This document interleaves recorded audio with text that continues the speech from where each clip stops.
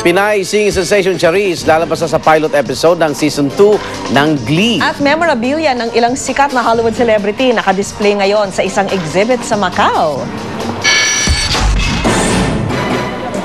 Sub-sub sa pagtatrabaho ang mga rescue worker matapos na bumigay ang ginagawang footbridge sa New Delhi, India. 23 ang nasugatan sa disgrasya. Ang tulay ang magkokonekta mula sa parking lot patungong main stadium na magsisilbing venue ng Commonwealth Games. Humigit kumulang 200 celebrity memorabilia ang nakadisplay ngayon sa Legends Exhibition sa Macau, China. Kabilang dito ang ilang medyas at gloves na ginamit ng King of Pop, Michael Jackson. Nariyan din ang black lace bra ni Marilyn Monroe.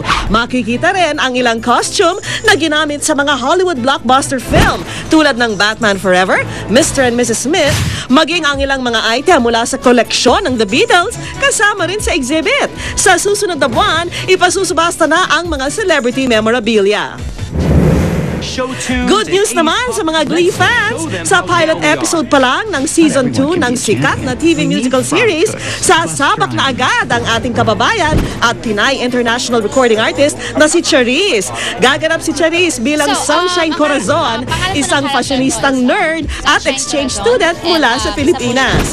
Dito sa Pilipinas, mapapanood ang Glee simula bukas sa isang cable channel. Oh, I like that. I like that. I like that.